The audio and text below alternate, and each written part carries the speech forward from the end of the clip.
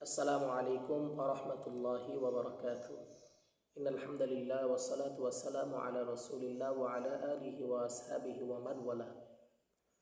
আলহামদুলিল্লাহ, আল্লাহ সুবহানাহু ওয়া তাআলার দরবারে শুকরিয়া আদায় করি যে মহান রব্বুল আলামিন এই পৃথিবীর মধ্যে তার অসংখ্য নাজ নিয়ামত দ্বারা আমাদেরকে তিনি বিস্তৃত করে রেখেছেন। এজন্য ওই মালিকের শুকর আদায় করি, বলি আলহামদুলিল্লাহ। যে বিষয়টি নিয়ে আমি আলোচনা করতে চাচ্ছি সেটি হচ্ছে তালিমে ইসলাম মানিকগঞ্জ দরবার শরীফ নিয়ে কিছু কথা বলতে চাচ্ছি আমি। তো আমার কখনো ধারণাই ছিল না যে আমি কখনো মানিকগঞ্জ দরবার শরীফে যাব, সেখানে বায়াত মুরিদ হব, শায়েখের হাতে হাত ধরব, এরকম কোনো ধারণাই আমার ছিল না। আমি ধারণাই করতে পারিনি যে আমি কখনো ওই তালিমে ইসলাম মানিকগঞ্জ দরবার শরীফে যাব, হজরত হুজুর কেবলার সাথে আমি হাত ধরে বায়াত হব, এরকম আমার ধারণা কখনোই ছিল না। এবং কি আমি মানিকগঞ্জ দরবার শরীফকে আমি কখনোই পছন্দ করতাম না। আমি কখনো এটা পছন্দ করতাম না। কেন পছন্দ করতাম না বা কিভাবে গেলাম মানিকগঞ্জ দরবার শরীফে আমার যাওয়া, তার সাথে পীরের সাথে হাত ধরে বায়াত মুরিদ হওয়া, কেমনে হলাম, সেই বিষয় নিয়ে কিছু কথা আপনাদের সামনে আমি তুলে ধরব। এর আগে বলি, পীর মাশায়েখ এই বাংলার জমিন, এই বাংলাদেশে ইসলাম কায়েম হয়েছে এই পীর মাশায়েখদের দ্বারা। তিনারা বাংলায় আসছেন, কালেমার দাওয়াত দিয়েছেন, মানুষকে দ্বীনের দাওয়াত দিয়েছেন এই পীর মাশায়েখ বুজুর্গানে দিন তিনারা। তাহলে এই পীর মাশায়েখ যিনারা আছেন, আমরা অনেকেই মনে করি তাদের কাছে যাওয়া যাবে না, তাদের কাছে শিরিক বেদাত অনেক কিছু। বাংলাদেশে অনেক পীর মাশায়েখ আছেন যিনারা হকের ওপর অবিচল, যিনাদের দরবারে আপনার শিরিক বেদাত মুক্ত, বাহিরের কোনো কালচার নাই, তারপরে আপনার পর্দাশীল, সব কিছু ঠিক আছে। তাদের মধ্যে আমি মনে করি মানিকগঞ্জ দরবার শরীফ অন্যতম একটি দরবার। তো আমার কখনোই ধারণা ছিল না যে আমি তালিমে ইসলাম মানিকগঞ্জ দরবার শরীফে কখনো আমি যাব, সেখানে বায়াত মুরিদ হব, এরকম কোনো ধারণাই আমার ছিল না। কেন ছিল না? তো আমার মনে আছে 2015 সালে যখন মানিকগঞ্জে পটলের ময়দানে 3 দিনব্যাপী বিশ্ব ইজতেমা হয়, তো আমি ওই দিন ইজতেমায় গিয়েছিলাম। তো সাধারণভাবে আমি মেলা দেখার জন্য আর কি গিয়েছিলাম। আশেপাশের মানুষজন আর কি যেটা করে মেলা দেখার জন্য, আশপাশে যে দোকানপাট থাকে সেগুলোর মধ্যে আর কি মার্কেটিং করার জন্য আর কি আমার যাওয়া হয়েছিল। তো যখন আমি ওখানে গেলাম, তো আমি গিয়েছিলাম আর কি যেতে যেতে সন্ধ্যা হয়ে গেছিলো। মাগরিবের নামাজের পরে আমরা যেনারা মানিকগঞ্জ দরবার শরীফের মুরিদ আছি, তেনারা একটা সবক পালন করি, আমরা 2 বেলা জিকির করি। তো আমরা এই মাগরিবের নামাজ পড়ে ওই 2015 সালে ইজতেমার মধ্যে আর কি জিকির হইতেছিল। আমার নজরে দেখা, আগে ইশক জিনিস, এই জিনিসটা বুঝতাম না। হালাত, এই হালত জিনিসটা বুঝতাম না, মানুষের ভিতরে হালত হয় কীভাবে। এখনও কিছুটা বোঝার চেষ্টা করি যে মানুষের হালাত হয়, মানুষের ভিতরে কিছু একটা সৃষ্টি হয়। মানুষ যখন জিকির করে, মানুষ তখন আল্লাহ তাআলার নূর চোখের সামনে ভাসে, সে দেখতে পায়। এজন্য মানুষ তখন আর ওই সাধারণ স্থানে থাকে না, মানুষ অনেক দূর পর্যন্ত উঠে যায়। তো যখন আমি দেখলাম, তো ওই সময় ছোটো ছিলাম, মানে খুব একটা বোঝ ধারণা ছিল না। তো যখন 2015 সালের ইজতেমার মধ্যে আমি গেলাম, মাগরিবের পর যখন জিকির হইতেছে, তো জিকিরের মধ্যে জিকির করতেছে শায়েখ, তিনি স্টেজে বসা, আর অন্যান্য মুরিদরা যারা সামনে আছেন তিনারা হয়তো বা কেউ দাঁড়িয়ে জিকির করতেছে। আবার আমি লক্ষ্য করে দেখলাম যে একজন আছে যে কিনা একেবারে পেছন থেকে আর কি আপনার আনুমানিক ধরেন 60 ফিট, এটা এইরকম দূর থেকে আর কি একটা দৌড় দিয়ে সামনে এসে পড়লো। আবার অনেকে চিল্লাইতেছে বা বুকের মধ্যে থাপড়াইতেছে, এইরকম একটা জিনিস। আমার আর কি এটা আমার বোধগম্য হলো না, আমার ধারণার মধ্যে আর কি টিকলো না, এটা কি হইতেছে, এটা কি চলে, এরকম জিকির তো হয় না। যখন আর কি এরকম আমার চিন্তা ধারণা, তো আমি সঙ্গে আর কি একটা কথা বললাম, না এটা চলে না, এটা ভণ্ড। ওই সময় থেকে আমার একটা আর কি ভুল ধারণা, মানিকগঞ্জ দরবার ঠিক না, জিকির আজগার, মানে এটা আমার ধারণা। শুধু এই নয়, আবার আপনার আমি দূর থেকেই, আমি মানিকগঞ্জের সন্তানই আমি, তারপরে আমি আর কি মনে করলেন ওইরকমভাবে যাওয়া হয় নাই। আমি মোবাইলের মধ্যে আর কি মানিকগঞ্জ দরবার শরীফ সম্পর্কে অনেক ভিডিও আমি দেখতাম, যে এটা করছে সেটা করছে বা এটা ঠিক না। অনেক আলেম ওলামা, যেমন কিছুদিন আগে ওই সময় আপনার রেজওয়ান রফিকি নামে একজন মৌলানা আছে, সে মানিকগঞ্জ দরবার শরীফ নিয়ে অনেক ধরনের কথা বা অনেক ধরনের বাজ মন্তব্য তিনি করেছিলেন, না জেনে করেছিলেন হয়তো, বা আমি দোয়া করি আল্লাহ পাক যেন তাকে ফিরিয়ে আনেন। যখন আমি এগুলো দেখতাম, তো আমার মধ্যে আর কি অন্যরকম একটা ধারণা ছিল যে মানিকগঞ্জ দরবার শরীফ ঠিক না। কিন্তু আল্লাহ তাআলার কি কুদরত, দেখেন আল্লাহ তাআলার কি কুদরত, আমি জীবনে ধারণা করিনি আমি দরবারে যাব, বা দরবারকে আমি কখনোই পছন্দ করি নাই। যখন 2021 সাল হিফজুল কোরআন থেকে যখন আমি বের হয়ে আসলাম, তখন মানে আব্বা আম্মা বললো যে কিতাবখানার মধ্যে ভর্তি হও। তো কিতাবখানা ভর্তি হবো কোন জায়গায়, ঢাকায় ভর্তি হওয়া আমার কাছে খুব একটা ভালো লাগে না, দূর দূরান্তে যাওয়া এটা আমার কাছে খুব ভালো লাগে না। তো মানিকগঞ্জের মধ্যে ভালো মাদ্রাসা কই, এরকম আর কি একটা ধারণা।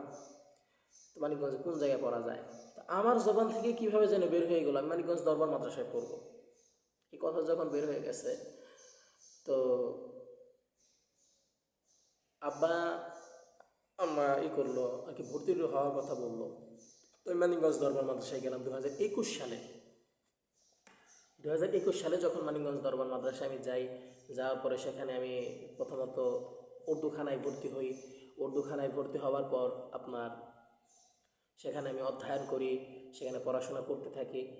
আমার যে ছাত্র ভাইরা ছিল, আমার যে ক্লাসমেট যারা ছিল, অনেকেই আমাকে এই বায়াত মুরিদের কথা তেনারা বলেছেন যে ভাই তুমি তো মানিকগঞ্জ দরবারে বায়াত হও নাই, তো তুমি বায়াত হও, বায়াত গ্রহণ করো, বায়াত হওয়া সুন্নতে রাসূল। হ্যাঁ, রসুল সাল্লাহ সাল্লাম তিনি ইহকাল ত্যাগ করার পর যখন তিনি ইন্তেকাল করেন, আল্লাহ তাআলা ডাকে যখন সাড়া দেন, তারপরে এই খেলাফতের দায়িত্ব গ্রহণ করেছিলেন হজরতে আবু বকর সিদ্দিক রাদিয়াল্লাহু তাআলা আনহু। আবু বকর সিদ্দিকের কাছে যখন এই খেলাফতের দায়িত্বটা গেল, যাওয়ার পর সকল সাহাবিগণ হজরত আবু বকরের সাথে হাতে হাত রেখে বায়াত গ্রহণ করেছেন। এবং আবু বকর যখন তিনি দুনিয়া থেকে বিদায় নিলেন, ওমরের হাতে সকল সাহাবি হাত রেখে বায়াত গ্রহণ করলেন। ওমর যখন বিদায় নিলেন উসমানের হাতে, উসমান যখন বিদায় নিলেন আলীর হাতে। তো এইরকমভাবে সকলেই বায়াত গ্রহণ করেছে। তাহলে তুমিও বায়াত গ্রহণ করো, বায়াত হওয়া সুন্নাতে রাসূল। রাসূল সাল্লাল্লাহু সাল্লামের থেকে নিয়ে শুরু করে আমাদের শায়েখ মানিকগঞ্জের মুর্শিদ কেবলা 43তম খলিফা, আমার পীর আমার মুর্শিদ হজরতুল আল্লাম আলহাজ হজরত মাওলানা মুফতি ডক্টর মোহাম্মদ মনজুরুল ইসলাম সিদ্দিকী আল হানাফি হাফিজাহুল্লাহ, তিনি ধারাবাহিকভাবে তিনি 43তম খলিফা এই সিস্টিয়া সাবিরিয়া তরিকা। সিস্টিয়া সাবিরিয়া তরিকা 43তম খলিফা। তাহলে তুমি বায়াত গ্রহণ করো। তো বায়াত গ্রহণ করবো মানে গেলাম, যাওয়ার পর আমি সরাসরিভাবে না, আমি দরবারকে আমি দেখলাম যে দরবার কেমন, দরবার কিভাবে চলতেছে, বা ধরেন একটা আর কি দেখার জন্যই। তো সব কিছু কি ঠিকই আছে নাকি, এরকমভাবে আর কি দেখার উদ্দেশ্যে আর কি গেলাম। যখন মনে করলেন পড়াশোনা করতেছি, এদিকে আমি দরবারকেও দেখতেছি, মাহফিল শুনতেছি, পীরের কথাগুলো শুনতেছি, সব যখন শুনতেছি আমার কোনো কিছু আর কি ভুল মনে হয় নাই। তো বাড়িতে আসলাম, আসার পর আব্বা আম্মারে বললাম যে সবাই তো মরিদ হওয়ার কথা বলতেছে, তাহলে কি করা যায়। তো আমি বাড়ির কারো কাছ থেকে আর কি কোনো জবাব আমি পাই নাই। তো জবাব যখন পাই নাই, তারপরে আর আমার ওইরকমভাবে আর কি বায়াত গ্রহণ করা হয় নাই। তো আমার ইচ্ছা বায়াত গ্রহণ করব, পীরের কথাগুলো আমি শুনি, ইস্তেমার মধ্যে কথাগুলো শুনি, মাসিক মাহফিলে, বাড্ডার মাহফিলে, মোবাইলে আমি কথাগুলো শুনি। আমার বাস্তব কথা বলি, আমার কোনো কিছুই আমার ভুল মনে হয় নাই। এতক্ষণ কিন্তু আমি মুরিদ না, তারপরে কথা বলতেছি। তো আমার কোনো কিছু আর কি আমার ভুল মনে হইতেছে না। তো বায়াত মুরিদ হলাম কবে? 2024 সালের 2024 সালের 17ই ডিসেম্বর সন্ধ্যার পরে আমি বায়াত গ্রহণ করি। তো বায়াত গ্রহণ করবো এরকম আমার ধারণা ছিল না। তো ডিসেম্বরের শুরুর দিক দিয়ে আমি বাড়িতে ছিলাম মাদ্রাসা থেকে।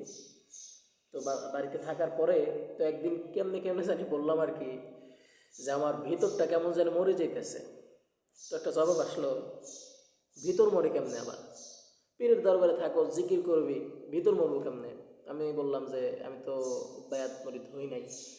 তো তখন বললো যে তুমি যে বায়াত মুরিদ হও নাই, তোমাকে তো নিষেধ করা হয় নাই, তুমি বায়াত মুরিদ হও নাই, এই কথা তো আমি বলি নাই, হইবা না এরকম কথা আমি বলি নাই। তুমি দেখো, যেখানে তোমাকে ভালো কাজের নির্দেশ করা হয়, ভালো কথা বলা হয়, তোমার পীর দুই বেলা জিকির করার কথা বলতেছে, তোমার পীর দান সাদাকার কথা বলতেছে, পিতামাতার খেদমতের কথা বলতেছে, তোমার পীর দ্বীনের শিক্ষাইতেছে, রসুলের মোহাব্বত, আল্লাহ তাআলার প্রেম, ভালোবাসা, ভক্তি, সব কিছুই তোমার পীর বলতেছে। তোমার পীর তো খারাপ কথা বলতেছে না, শিরিক বেদায়াতের হুকুম তো তোমার পীর দিতেছে না, তাহলে তোমার পীরের সাথে তুমি হাত দিতে পারো, মনিরুল ইসলাম সিদ্দিকীর সাথে তুমি হাত লাগাই বায়াত মুরিদ হতে পারো। শোনো, যেখানে গেলে তোমার লাভ, তুমি জিকির করবা তোমার লাভ, তুমি দান সাদাকা করবা, পিতামাতার খেদমত করবা, নামাজ পড়বা, রসুলের মোহাব্বত করবা, রসুলকে ভালোবাসবে, এটা তোমার লাভ। তাহলে তোমার লাভ তুমি বুঝবা না। পীরে যদি ভুল হয়ে থাকে, পীরের হিসাব পীরে দেবে, কিন্তু পীর যে তোমাকে হুকুম করলো ভালো কাজে, এগুলো তো তুমি করতে পারো। মানে আমি বুঝলাম যে মোটামুটি আমি বাড়ি থেকে একটা অনুমতি পাইছি ডিসেম্বরের শুরুতে আর কি। তো বায়াত মুরিদ হব, পীরের কাছে যাব, আমার আর কি সাহস হতেছে না। মানে সাহস হইতেছে না যে আমি কীভাবে তার কাছে যাব, যে বলবো আমি তার কাছে মুরিদ হব। মানে এরকম আমার আর কি মানে সাহসের মধ্যে কুলাইতেছে না। তবে আমার শুরু থেকে একটা ধারণা ছিল, আমি যদি মুরিদ হই, আমি এই পাগড়ি ধরে এই এত মানুষের মধ্যে আমি মুরিদ হব না। আমি যদি মুরিদ হই, আমি সরাসরি যা মুরিদ হব, একবার সরাসরি সামনে সামনে থেকে দেখে আমি মুরিদ হবো, এরকম আমার ধারণা ছিল।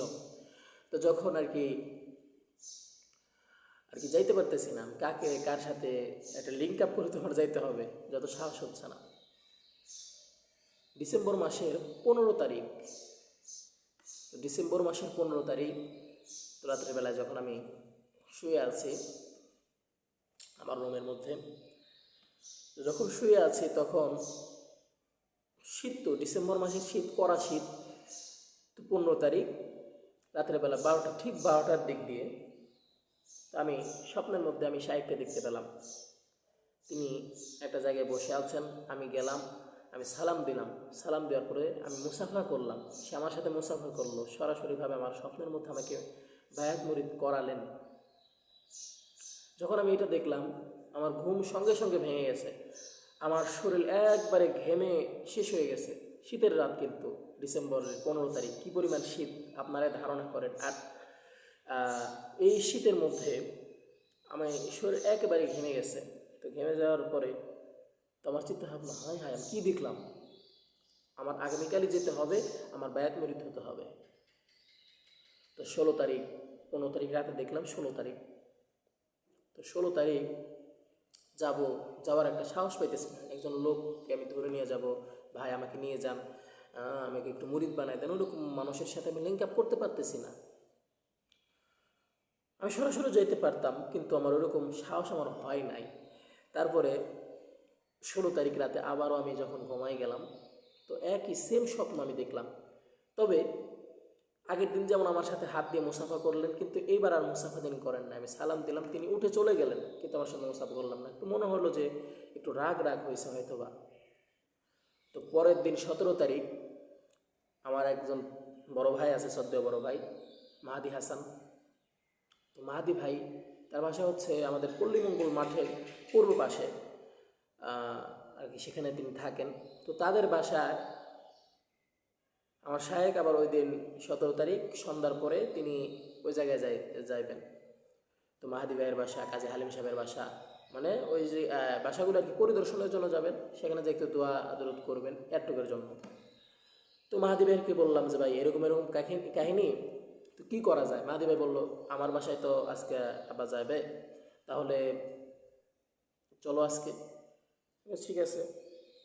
তো ওই দিন মাগরিবের পরে আব্বা হুজুর যখন উপরে গেল, দোতলায় গেল, তো আমি চিন্তা করলাম যখন নিচে আসবেন, গাড়িতে যখন উঠবেন, গাড়িতে ওঠার আগে আমি বায়াত মুরিদ হব। তো আমি নিচে দাঁড়িয়ে আছি। তো মাহাদি ভাই হয়তো বা বলছেন। তারপরে দেখতেছি সাইম ভাই আসতেছেন, আব্বা হুজুরের যে খাদেম আছেন সাইম ভাই, তিনি আসতেছেন। তো আসার পরে বলতেছে, তোমার নাম আমিরুল? হ্যাঁ, আমার নাম আমিরুল। তোমাকে আব্বা হুজুর ডাকতেছে, উপরে যাও। আমার কাছে একটা জিনিস খটকা লাগলো, আব্বা হুজুর ডাকতেছে, আমি যেখানে দাঁড়িয়ে রয়েছি, আব্বা হুজুর তো জানে না। আর ধারণা করলাম হয়তো বা মাহাদি ভাই বলতে পারে, কিন্তু তিনি বলেন নাই। তারপরে যখন আমি উপরে গেলাম, তো আমি শায়েখের সাথে দেখা করলাম, সালাম দিলাম। তো তিনি একটা কথা বললেন যে, আসতে তো দেরি করলো কেন? আসতে তো দেরি করলো কেন? মানে আমার, সে মনে হয় আমাকে অনেক দিন ধরে চেনেন, তার সাথে আমার সম্পর্ক আছে, অনেক দিনের কথাবার্তা হয়, তিনি আমাকে চেনেন, এইরকমভাবে তুমি এত দেরি করলাও কেন? এই কথা যখন বললেন, আমার আর একটা অন্যরকম একটা বিষয় কাজ করলো। সে হয়তো আমাকে চেনে, এরকম একটা বিষয় আমাকে বোঝা যাইতেছে, কিন্তু আমি তার সাথে এরকমভাবে আগে থেকে কোনো দেখা সাক্ষাৎ নাই। তখন তিনি সরাসরিভাবে হাত দিয়ে আমার হাত ধরে সরাসরিভাবে আমাকে বায়াত মুরিদ করালেন। তো বায়াত মুরিদ করানোর পরে, খোদার কসম ভাই, আমি যে তার হাতটা ধরেছি, ওই রকম সুন্দর নরম, এত সুন্দর নরম হাত আমি কখনো ভাই ধরি নাই, এত সুন্দর নরম হাত। আর অনেকে আপনারা দেখবেন যখন শায়েখ বয়ান করে, তার হাতের যখন আর কি জুব্বাগুলো যখন এরকম হয়ে যায়, কি পরিমাণ সুন্দর আল্লাহ পাক তাকে দান করেছে, কি পরিমাণ সৌন্দর্য আল্লাহ পাক তাকে দান করেছে। চেহারার মধ্যে কি সুন্দর নূর, দেখলে প্রাণ দিল জুড়িয়ে যায়। তো শায়েখ আমাকে যখন এই ডিসেম্বর মাসের 17 তারিখে যখন বায়াত মুরিদ করালেন, বায়াত মুরিদ করানোর পরে আমাকে 2 বেলা জিকিরের সবক দিলেন, 2 বেলা জিকির করবা, 2 বেলা জিকিরের সবক দিলেন, তালকিন করতে বললেন। পরে আবার মাহাদি ভাই বললো কি যে, ও তো আবার ওয়াজ মাহফিল করে, বক্তৃতা করে।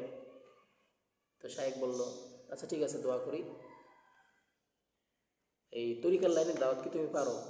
তবে তরিকার লাইনে আর কি ওইরকমভাবে আমি আর কি কথা বলতে সক্ষম ছিলাম না। কয়েকটা ধাপ আমার সদ্য ওস্তাদ হযরত মাওলানা মিরাজ শাহ হুজুর তিনি আমাকে একদিন শিখিয়ে দিয়েছিলেন। কয়েকটা ধাপ যখন আমি মিজান জামাতে পড়ি, তো মিজান জামাতে পড়ার সময় আমার নেগরান ছিল হযরত মাওলানা মিরাজুল ইসলাম শাহ হুজুর। তো মিরাজ শাহ হুজুরের সাথে আমি একদিনকে বললাম যে, আমার একটা মাহফিল আছে, আমাকে কয়েকটা বিষয় আমাকে একটু বুঝাই দেন, কীভাবে মানুষকে আমি দাওয়াত দিতে পারি। তো তিনি আমাকে কয়েকটা ধাপ, কয়েকটা স্কিল আমাকে শিখিয়ে দিয়েছিলেন। তো ওই আর কি আমি অতটুকু পারি। তারপরে আস্তে আস্তে যখন আমি বায়াত মুরিদ হলাম, আলহামদুলিল্লাহ, আমি আপনাদেরকে বলবো যে আপনারা যারা আছেন, আপনারা আসবেন তালিম ইসলাম মানিকগঞ্জ দরবার শরীফ, আপনার দেখে যাবেন, সচক্ষে দেখবেন, বাহিরের কথার মধ্যে কোনো কান দেওয়ার দরকার নাই। মানিকগঞ্জ পীর কী করলো, মানিকগঞ্জ পীর এটা করলো সেটা করলো, এরকম না। আপনি নিজের চোখে এসে দেখবেন, নিজে অবলোকন করবেন যে মানিকগঞ্জ দরবার শরীফের পীর কি সব ঠিকই আছে, কেমনি কি, সব কিছু আপনি নিজে এসে দেখে তারপর আপনি বায়াত মুরিদ হবেন। আপনাকে আমি দাওয়াত দিতেছি, আপনি মানিকগঞ্জ দরবার শরীফে আসেন, আসার পর আপনি দেখেন মানিকগঞ্জ দরবার শরীফ হকপন্থী নাকি বাতিলপন্থী, আপনি দেখবেন, দেখে তারপরে আপনি বায়াত গ্রহণ করবেন। অনেকে আপনাকে পিছন থেকে কান পড়া দিবে, মানিকগঞ্জ দরবারে যেও না, মানিকগঞ্জ দরবার শরীফ কাফের, মানিকগঞ্জ দরবার শরীফ শিরিক বেদাত দিয়ে ভরপুর, অনেক পদের আর কি কথা আপনাকে শোনাবে। আমি বলবো ওই সমস্ত কথার মধ্যে কান দেওয়ার দরকার নাই। আমার মতন আপনি আসেন।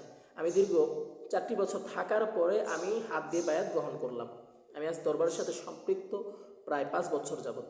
তো 5 বছর ধরে আমি 5 বছর, খোদার কসম ভাই, এমন কোনো বিষয় আমার চোখে পড়ে নাই যা ইসলামী শরিয়ার মধ্যে পাবেন না আপনি। ইসলামী শরিয়ার মধ্যে সব কিছু, ইসলামী শরিয়ার আইনের মধ্যে যা আছে আপনি দরবার শরীফে তা পাবেন। শরিয়া বিপরীতে আপনি কোনো কিছু দরবারে পাবেন না। আবার ওরা অনেকে বলবেন যে দরবার শরীফে মহিলারা যা আসা কেন করে, মহিলাদেরও বায়াত মুরিদ হতে হবে। আপনি দেখবেন যে বেপর্দাভাবে আমাদের মহিলারা থাকে না, আমাদের মহিলারা যেনারা আছেন তেনারা পর্দার সহিত চলাফেরা তেনারা করেন। এবং আমাদের মাহফিলের যে আয়োজন হয়, আঞ্জাম হয়, বিশ্ব ইজতেমা, এত বড় বিশ্ব ইজতেমা হয়, বিশ্ব ইজতেমার মধ্যে যারা মহিলাদের যে প্যান্ডেল করা হয়, মহিলাদের প্যান্ডেল কিন্তু এক ধাপ না, মহিলাদের প্যান্ডেল তো ভিতরে আসেই, থাকার পরও ঢুকতে গেলে আপনি 3-4টা পর্দা পাড়ি দিয়ে তারপর আপনাকে যাইতে হবে। প্রথম গেট, ওখানে আপনার ভলেন্টিয়ার ভাইয়েরা আছেন, তিনারা গেট পাহারা দিতেছেন, বাহিরের লোকজন কেউ ঢুকতে না পারে, পুরুষ মানুষজন ঢুকতে না পারে। তারপরে আমাদের মহিলা কর্মী যারা আছেন তিনারাও কাজ করতেছেন, আবার আমাদের গোয়েন্দা পার্টি আছে, পুলিশ বিভাগের লোক আছে, তিনারাও আর কি কাজ করতেছেন। পর্দার খেলা মানিকগঞ্জ দরবার শরীফ করে না। তো আলহামদুলিল্লাহ, আর শাইখ দরিদ্র মুর্শিদ কেবলা হজরত আল্লাহ হজরত মাওলানা মুফতি ডক্টর মোহাম্মদ মঞ্জুরুল ইসলাম সিদ্দিকী আল হানাফি হাফিজাহুল্লাহ, তার কাছে আমি বায়াত গ্রহণ করেছি। আলহামদুলিল্লাহ, আল্লাহ পাক রব্বুল আলামিন যেন মৃত্যুর আগ পর্যন্ত শাইখের হাতে হাত রেখে যেন থাকতে পারি, আল্লাহ পাক যেন কবুল করে নেন, আমিন। দোয়া করি আমাদের শাইখ আল্লামা মুফতি ডক্টর মোহাম্মদ মঞ্জুরুল ইসলাম সিদ্দিকী আল হানাফি হাফিজাহুল্লাহকে আল্লাহ পাক রব্বুল আলামিন দীর্ঘ হায়াত দান করুক।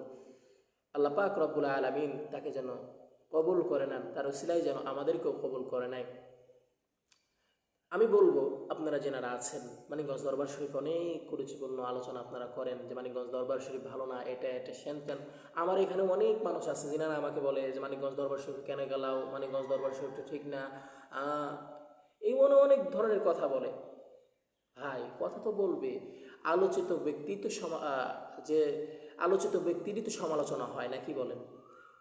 তো শায়েখ, আমার শায়েখ ডক্টর মঞ্জুরুল ইসলাম সিদ্দিকী, তাকে খেলাফত দিয়েছিলেন আগের যে হুজুর কাবলা ছিলেন হযরত মাওলানা আজহারুল ইসলাম সিদ্দিকী, তার পীর ছিলেন চরমনার প্রতিষ্ঠাতা সৈয়দ ইসহাক সাহেব রহমতুল্লাহ আলাই, তাকে যে খেলাফত দিয়েছিলেন উজানির কারি ইব্রাহিম সাহেব রহমতুল্লাহ আলাই। এইরকমভাবে ধারাবাহিক সিলসিলা যাইতে যাইতে রসুল্লাহ সাল্লাল্লাহু আলাইহি ওয়াসাল্লাম পর্যন্ত যে আর কি ঠেকেছে। রসুল্লাহ সাল্লাল্লাহু আলাইহি ওয়াসাল্লাম থেকে নিয়ে আমাদের শায়েখ আল্লামা মুফতি ডক্টর মোহাম্মদ মঞ্জুরুল ইসলাম সিদ্দিকী আল হানাফি, তার পর্যন্ত 43তম ধারাবাহিক খলিফা আমার শায়েখ, 43তম ধারাবাহিক খলিফা আমার শায়েখ, আমার মুর্শেদ। তো তিনি এখন বর্তমান তরিকার দিক নির্দেশনা দিচ্ছেন। আমাদের ভাইজান কেবলাও আছেন, আগের হুজুর কেবলাও দিয়েছেন। তো এই যে মানিকগঞ্জ দরবার শরীফ প্রতিষ্ঠা হলো, অনেক মানুষ মানিকগঞ্জ দরবার শরীফের বিরোধিতা করেন। ভাই, বিরোধিতা করে কি হবে? ঠেকাইতে পারেন নাই, ঠেকাইতে পারবেন না ইনশাল্লাহ। আল্লাহ পাক রব্বুল আলামিন যাদের প্রতি সহায় হন, আমরা সত্যের পথে আছি, সত্যের বিজয় সবসময় হবে ইনশাআল্লাহ। তো একটা কথা বলি, তো আমি একটা মাদ্রাসায় গিয়েছিলাম, নাম বলবো না মাদ্রাসার। তো একটা মাদ্রাসায় গিয়েছিলাম, মাদ্রাসার কি শিক্ষা ব্যবস্থা উন্নয়ন প্রকল্পে। যেহেতু আমি একটা মসজিদের ইমাম এবং খতিব পদে নিয়োজিত আছে, আমাকে একটা দাওয়াত প্রদান করা হয়েছিল, আমাদের মাদ্রাসায় একটু আসবেন, দুপুরে খাবার দাবার খাবেন, একটু আলোচনা হবে মাদ্রাসা সংক্রান্ত, উপস্থিত থাকবেন। আমি ওখানে গেলাম, আশপাশের প্রায় 15-20 জন 15-20টা মসজিদের ইমাম সাহেব তিনারা উপস্থিত ছিলেন। তো একজন ইমাম সাহেব বলল, তো আমাদের এই এলাকায়, পাত্রাইল এলাকায় তো আগে মনে করলেন খুব একটা হালকা হতো না, বা দরবার থেকে খুব একটা লোক আসতো না, বা আগের মতন কি তালিম খুব একটা হতো না, কিন্তু এবছর অত্যাধিক পরিমাণে হালকায় জিকির হয়েছে, বাড়িতে বাড়িতে হালকায় জিকির হয়েছে, মসজিদগুলোতে হালকায় জিকির হয়েছে। হযরত মাওলানা মুহসিন সাহেব হুজুর আসছেন, তারপরে হযরত মাওলানা রফিক সাহেব হুজুর আসছেন, তারপরে আমাদের সদ্য বড় ভাই হযরত মাওলানা আতিকুর রহমান তিনিও আসছেন, আরও অন্যান্য হুজুররা আসছেন, তারপরে মানে অনেকেই আসছেন, তিনারা দরবারে দাওয়াত দিয়েছেন, জিকির হয়েছে, মানুষজন আসছে। তো এই জিনিসগুলো অনেকের কাছে ভালো লাগে নাই। তো মাদ্রাসায় গেলাম, একজন ইমাম সাহেব বলতেছে যে মানিকগঞ্জ দরবার শরীফ তো বেদাতের দরবার, মানিকগঞ্জ দরবার শরীফ তো বাতেল, মানিকগঞ্জ দরবার শরীফ তো বাতেল। তো প্রথমে বলতেছিল কি, আরেকজন ইমাম সাহেবকে বলতেছে ইমাম সাহেব যে আমাদের এলাকায় কিন্তু মানিকগঞ্জ দরবারের কিন্তু ঘাঁটি বানায় ফেলাইতেছে, তাদেরকে বাধা দিতে হবে। তো ওই সময় আমি চুপ ছিলাম, আমি কিছু বলি নাই। কেন বলি নাই, দেখি কি মানে ওরা করতেছে, আমি ওই সময় আর কি কথা বলার আমার প্রয়োজন আমি মনে করি না। যখন বললো মানিকগঞ্জ দরবার শরীফ বাতিলের জায়গা এলাকায় দেওয়া যাবে না, এই কথা যখন বললো, আমার একটা আর কি প্রশ্ন জাগলো, ভাই বাতিলের জায়গা, আচ্ছা আপনি বাতিল কি দেখলেন আমাকে একটু বলেন। ভাই আপনি কি দরবারের লোক? আমি কবি আমি দরবারের লোক হই কিংবা না হই সেটা তো বিষয় না, সেটা তো কোনো বিষয় না। আপনি বলেন মানিকগঞ্জ দরবার শরীফ কেমনে বাতিল, আমাকে একটু বলেন, আমি একটু জানি, আমি একটু ওই জায়গা থেকে একটু দূরে থাকি। আপনাকে বলবেন না, আমি তো 5 বছর ধরে দরবারের সাথে সম্পৃক্ত, আমি তো কোনো বাতিল কোনো কাজ দেখলাম না। তাহলে আপনি একটু বলেন, আমি একটু শুনি যে কি বাতিল হলো, আমাকে একটু বলবেন, আমি একটু শুনি। তো বলতে পারতেছে না, বলতেছে তাদের সব কিছু ভালো আছে, কিন্তু কিছু কিছু বিষয় ভালো না। ভাই কিছু কিছু বিষয় কি একটু বলেন আমাকে, আমিও একটু শুনি, আমিও কিছু কিছু বিষয় জানি। তার কথা বলতেছে না। পরে আমি বললাম, ভাই শোনেন, যে গ্রাম অঞ্চলে একটা কথা আছে যেটা শুনতে খারাপ কিন্তু বাস্তবতা। সেটা বাস্তবতা হলো যে আল্লাহ যারে চুল ধরে উপর দিকে টানে, তোমার মতন মৌলবী কয়জন বাল ধরে তারা মিসপিলে নামাইবা। এই কথাটা বলছিলাম। তো উপস্থিত যারা ছিল সবাই আর কি চুপ হয়ে গেছে, কি বললাম, বাস্তব কথা। আমি বলি মানিকগঞ্জ হুজুর কেবলাকে আল্লাহ পাক রব্বুল আলামিন উপরের দিকে উঠাইতে চায়, আল্লাহর উপরের দিকে উঠানি, আর তুমি মৌলবী কয়জন মিলা তুমি তারে নিচ দিকে নামাইবা। মানিকগঞ্জ দরবার শরীফের যতই বিরোধিতা করছে, মানিকগঞ্জ দরবার শরীফের মানুষ থামাইতে পারো নাই। মানিকগঞ্জ দরবার শরীফের আগের তুলনায় মানুষ হাজার গুণ বাড়ছে, আলহামদুলিল্লাহ। অনেক মানুষ, আল্লাহ পাক রব্বুল আলামিন অনেক মানুষকে মানিকগঞ্জ দরবার শরীফে আনছেন। হ্যাঁ, আমিও আপনাদেরকে দাওয়াত দেব, আমি দাওয়াত দিতেছি।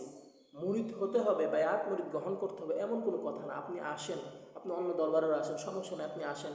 আইসা আপনি পীর মাসিক বুজুর্গের দিনের কাছ থেকে তো মানুষ একটু দোয়া নেওয়ার জন্যও আসে। আপনাকেও আমি দাওয়াত দিই, একটু দোয়া নেওয়ার জন্য অন্তত হলে আসবেন। আইসা মানিকগঞ্জ দরবার শরীফ দেখবেন, মানিকগঞ্জ দরবার শরীফকে হকের ওপর অটল কি না, মানিকগঞ্জ দরবার শরীফকে সব কিছু ঠিক আছে কিনা আপনি দেখেন। যদি ভুল থাকে ভুলগুলো শুধরিয়ে দিয়ে যাবেন, আর যদি ভালো লাগে এখানে বায়াত মুরিদ গ্রহণ করবেন, সমস্যা নাই।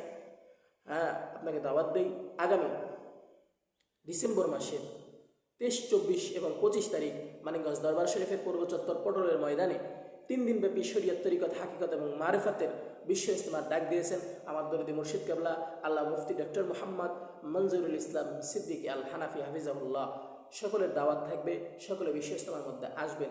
এছাড়াও প্রতি ইংরেজি মাসের 15তম তারিখে মানিকগঞ্জ দরবার শরীফে মাসিক মাহফিল অনুষ্ঠিত হয়ে থাকে, সকলে মাসিক মাহফিলেও আসতে পারেন। এরপরে ঢাকা উত্তর বাড্ডায় স্বাধীনতা সরণি, সেখানে উত্তর বাড্ডা খানকা শরীফের দিকে খানকা শরীফ, ওখানে আপনি উত্তর বাড্ডা যাওয়ার পরে স্বাধীনতা রোডের মধ্যে পেয়ে যাবেন। তো আপনি যখন একটা রিক্সাওয়ালাকে বলবেন যে আমি স্বাধীনতা সরণি উত্তর বাড্ডা খানকা শরীফ যাবেন, তো আপনাকে নিয়ে যাবেন। তো উত্তর বাড্ডা খানকা শরীফে প্রতি ইংরেজি মাসের 7 তারিখে মাসিক মাহফিল অনুষ্ঠিত হয় এবং মানিকগঞ্জ দরবার শরীফে প্রতি ইংরেজি মাসের 15 তারিখে মাহফিল অনুষ্ঠিত হয়। এবং বিশ্ব ইজতেমার ডেট ঘোষণা করা হয়েছে আগামী ডিসেম্বর মাসের 23, 24 এবং 25 ডিসেম্বর, বুধ, বৃহস্পতি এবং শুক্রবার। সকলের দাওয়াত থাকবে, সকলে আসবেন। এবং সাহেব অনেক সময় শুক্রবারের নামাজ মানিকগঞ্জ দরবার শরীফে পড়ে, অনেক সময় আপনার টাঙ্গাইল সিরাজকান্দি সেখানে পড়ে, আবার অনেক সময় উত্তর বাড্ডা পড়ে। তো কোথায় থাকে শায়েক অনেক সময় এগুলো, আবার অনেক সময় শায়েক তেরোসি থাকে, অনেক সময় কলাবাগান থাকে। হ্যাঁ, এই বিষয়গুলো জানতে আপনি ওখানেও যাইতে পারেন, উত্তর বাড্ডাও যাইতে পারেন, তেরোসিরিও যাইতে পারেন, আপনার সিরাজকান্দেও যেতে পারেন, আবার মানিকগঞ্জ দরবার শরীফে আসতে পারেন। শায়েক অনেক সময় অনেক জায়গায় থাকেন।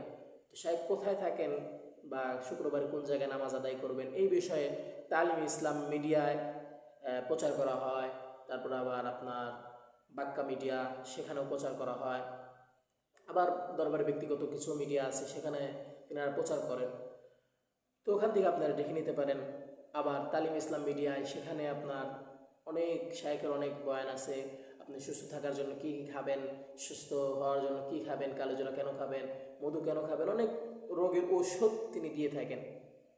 তো অনেক বিষয় আছে, অনেক বয়ান বক্তৃতা আছে, ওখান থেকে আপনারা শুনে দেখবেন। শায়েখের বয়ানগুলো আপনি শুনবেন, মানুষের কথা না, অন্যজনের কথা শুনে আপনি মানিকগঞ্জ দরবার বিরুদ্ধে করবেন, এটা যেন না হয়। আপনি সরাসরিভাবে দরবার আসবেন, দেখবেন, অবলোকন করবেন, ভালো লাগলে হাতে হাত দিয়ে সুন্নত রাসূল বায়আত হয়ে যাবেন। সকলের দাওয়াত থাকবে। যে কথাগুলো বললাম আর কি, এরকমভাবে আর কি আমার দরবারে যাওয়া হয়েছিল। আমি কখনোই ধারণা করি না যে আমি কখন আমি দরবারে যেতে পারবো, কিন্তু আল্লাহ পাকের কুদরতে আল্লাহ পাক আমাকে দরবারে নিয়ে গেছেন। আল্লাহ কাছে দোয়া করে আল্লাহ পাক যেন মৃত্যুর আগ পর্যন্ত দরবারের সাথে থাকার তৌফিক দান করে। কিছুদিন আগে আমাকে অনেক মানুষ বলছে তুমি দরবার কেন গেছো, দরবার থেকে চলে আসো, দরবার তো ভালো না। অনেক পদের কথা আমার কাছে আসছে, তারপরে দোয়া করি, তাদের জন্য দোয়া করি আল্লাহ পাক যেন তাদেরকে দরবারে যাওয়ার তৌফিক দেন। আমি অনেককে দাওয়াত দিছি, নেওয়ার চেষ্টা করতেছি, আপনারাও দাওয়াত দেবেন, আমার পীর ভাই যারা আছেন তিনারাও দাওয়াত দিবেন, আমার জন্য আমার পীর ভাইরা দোয়া করবেন, শায়েখের কাছে আমি দোয়া চাই। অনেকে আছেন, অনেকে হয়তো বা ভিডিও দেখার পরে মানে অনেক ধরনের কথা মন্তব্য করবেন যে এরকম এরকম কাহিনী তুমি বললো, এটা কি কট্টর ঠিক? তাই আমি যেটা আমার সাথে যেটা ঘটছে আমি ওইটাই বললাম, এটা সত্য, আল্লাহকে সাক্ষী রেখে আমি বলতেছি। সকলে দোয়া করবেন আমার জন্য, আল্লাহ পাক যেন কবুল করে নেন, আল্লাহ পাক যেন এই দরবারের সাথে সম্পর্কিত থাকার তৌফিক দান করেন এবং শায়েকের ছায়ার তলে যেন আমরা দীর্ঘদিন থাকতে পারি, সেই তৌফিক যেন আল্লাহ পাক দান করেন। আমিন। আমা তৌফিক ইল্লা বিল্লাহ, আলাইহি তাওয়াক্কালতু ওয়া ইলাইহি উনীব। আসসালামু আলাইকুম ওয়া রাহমাতুল্লাহি ওয়া বারাকাতুহু।